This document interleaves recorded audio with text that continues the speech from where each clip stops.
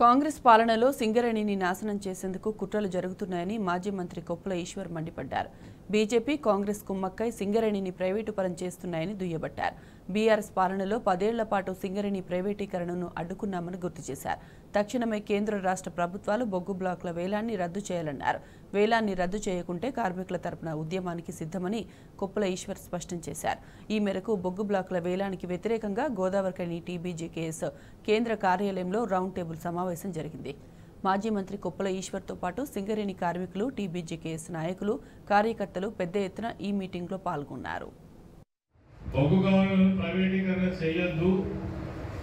మీరు కాంగ్రెస్ ప్రభుత్వం తెలంగాణ రాష్ట్రంలో ఉన్నది, కేంద్రంలో బీజేపీ ప్రభుత్వం ఉన్నది. మరి మీరు నిన్న మొన్నటిదాకా చెప్పినటువంటి మాటలు వేరు.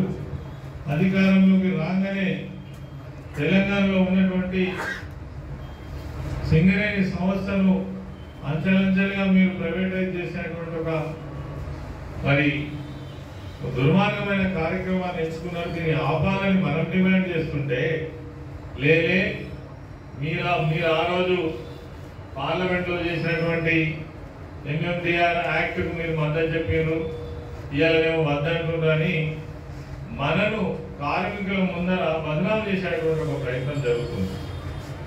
ఇప్పుడే రామూర్తి గారు క్లియర్గా చెప్పిండ్రు, యాక్ట్ తెచ్చింది ఆ రోజు బీజేపీ ప్రభుత్వం.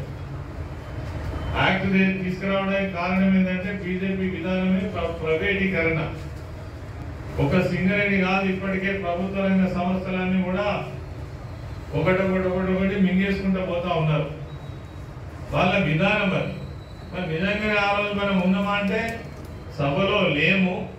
రాజ్యసభలో కూడా దీనిపైన పునరాలోచించాలి, దీన్ని మేము వ్యతిరేకిస్తున్నామని చెప్పినటువంటి రికార్డ్స్ మన దగ్గర ఉన్నప్పటికీ కూడా మరి ఈరోజు మైన్స్ మీద మనం బదనాం చేసే ప్రయత్నం జరుగుతుంది. లక్షల మంది ఉన్నటువంటి ఉద్యోగస్తులని ఇలా 40,000 వరకు కుదించినటువంటి సందర్భం. సింగరేణి అంటే తెలంగాణకు ఒక ఉద్యోగ వనరులుగా చూసేటువంటి ఒక గొప్ప కార్పొరేషన్. ఈ కార్పొరేషన్ మీద ప్రైవేట్ కాంట్రాక్టర్లు, గుత్తేదారులు కన్నేసి దీని మీద ఒక పెద్ద కుట్రపూరితమైనటువంటి ఆలోచనతోని ముందుకు పోతున్నటువంటి సందర్భం. ఈ సందర్భాన్ని ఎదిరించి నిలబడి కొట్లాడింది తెలంగాణ బొగ్గుగని కార్మిక సంఘం.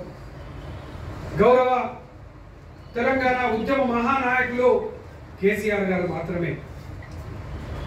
ఈ ప్రాంతంలో సింగరేణి సంస్థ ద్వారా ఉద్యోగాలు ఈ ప్రాంత యువకులకు దక్కుతాయనేటువంటి ఆలోచన కొద్ది ఉన్నటువంటి యొక్క సమాజంకి వారసత్వ ఉద్యోగాలను తీసివేసి ఈ ప్రాంతంలో యువకులకు ఉద్యోగాలు రాకుండా చేసేటువంటి కుట్రను కూడా తిప్పికొట్టి ఒక చరిత్రను తిరిగి రాసి మళ్ళీ తిరిగి వారసత్వ ఉద్యోగాలు ఇచ్చినటువంటి మహానాయకుడు మన తొలి ముఖ్యమంత్రి కేసీఆర్ గారు.